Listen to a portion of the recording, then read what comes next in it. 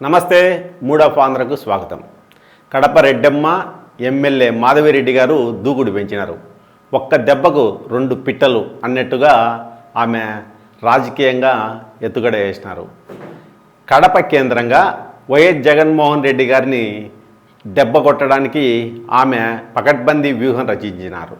తద్వారా టీడీపీ పెద్దల దృష్టిలో ఆమె మంచిగా పడడము, అట్లనే ఏదైనా రాజకీయంగా మరింత ప్రమోషన్ పొందాలనే వ్యూహాన్ని ఆమె రచించినారు. ఆ మేరకు ముందుకు పోతుండారు.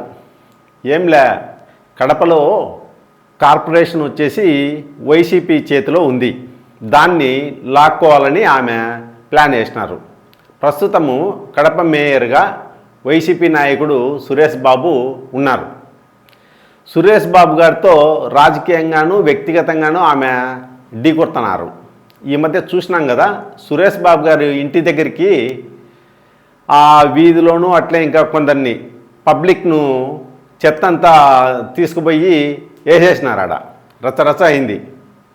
అట్లనే ఈ మధ్య మేయర్ పక్కన ఎమ్మెల్యే అయిన తనకు కుర్చీ వేయకుండా గౌరవించలేదనేసి ఆమె రచ్చరచ్చ చేసినారు. దానిపైన భిన్నాభిప్రాయాలు వ్యక్తమవుతున్నాయి. ఎవరి వాదన వాళ్ళు వినిపించండారు.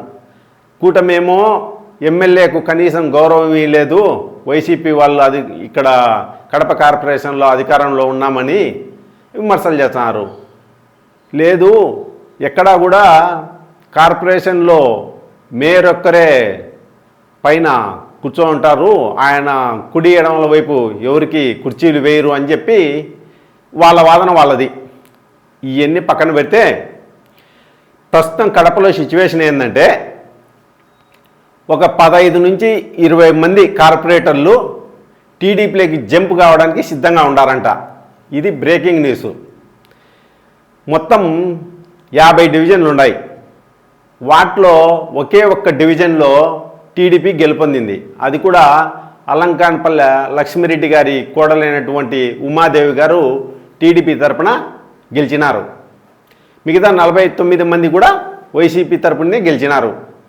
ఆ మధ్య ఒక్కరు మాత్రం టీడీపీలోకి పోయినారు. ఇంకా 48 మంది వైసీపీ వాళ్ళు ఉన్నారు. వీళ్ళల్లో 15 నుంచి 20 మంది గోడ దూకడానికి సిద్ధంగా ఉన్నారు. అయితే ఇక్కడ విశేషం ఏంటంటే, టీడీపీకి ఉన్న ఏకైక కార్పొరేటర్ కూడా ఎమ్మెల్యే గారితో అంత సత్సంబంధాలు లేవు ఆమెకు.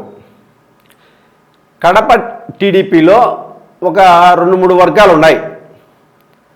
మాధవిరెడ్డి గారు ఒక వర్గం అయితే, అలంకానపల్లె లక్ష్మిరెడ్డి గారు, అట్నే హరిప్రసాద్ గారు, కడప సిటీ నగర అధ్యక్షుడైనటువంటి ఆ కొండారెడ్డి, మన ఎవరో ఆయన పైన దాడి జరిగింది కదా, వీళ్ళందరూ ఒక వర్గంగా, మాధవిరెడ్డి గారు ఒక వర్గంగా ఉన్నారు.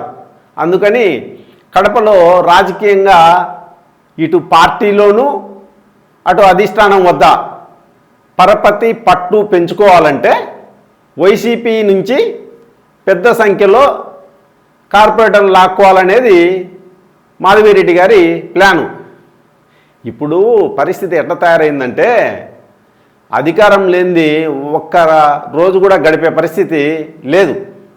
అందుకనే ఈజీగా పార్టీలు మారుతున్నారు. సొక్కా మార్చినంత ఈజీగా ఒక పార్టీ నుంచి ఇంకో పార్టీకి పోతున్నారు.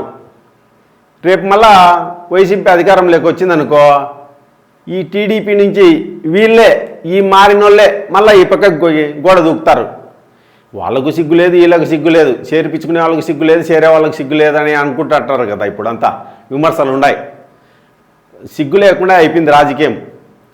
ఎవరిని ఏమనాలా అనేదానికి ఏం లేదు. రాజకీయం అంటే ఇట్నే తయారైంది. రానున్న రోజుల్లో, అంటే ఒక వారం రోజుల్లో అనుకోండి, 15 నుంచి 20 మంది ఇంకా చేరడం ఖాయమని చెప్తాండారు.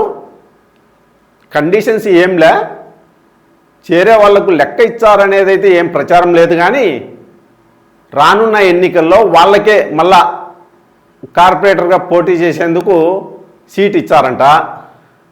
అట్లనే ఆ డివిజన్ పార్టీ అధ్యక్ష పదవులు కూడా అప్పగిచ్చారని కడపలో ప్రచారం జరుగుతోంది. నాకు తెలియక అడుగుతాడా, రేపు ఎలక్షన్లు వచ్చే ఇప్పుడున్న రిజర్వేషన్లే రేపు ఎందుకు ఉంటాయి? ఆ విషయం ఎందుకు ఆలోచించడం లేదా? అస్సలు నా బుర్రకైతే అర్థమే కావడంలే. ఏమవుతుందో ఏమో. మొత్తానికైతే కడపలో జగన్మోహన్ రెడ్డి గారిని రాజకీయంగా దెబ్బకొట్టడానికి చాలా వ్యూహంతోనే ముందుకు పోతాండారు. సక్సెస్ అవుతారులే, అదేం పెద్ద విషయం ఏం కాదు. అధికారంలో నువ్వు నేనున్నా కూడా రాండయ్య స్వామి మీకు అది ఇచ్చాం ఇది ఇచ్చామంటే బ్రహ్మాండంగా వచ్చారు. రాకుండా ఎందుకుంటారు? అధికార పార్టీ కదా పిలిచేది, పోతారు. ఏం ఇబ్బంది ఏం లేదు. అది కడపైనా కాదు, పులివెందులైనా కాదు, యాడైనా ఒకే రకంగానే ఉంది రాజకీయం అంటే. అధికార పార్టీకి అందరూ ఆకర్షితులవుతున్నారు.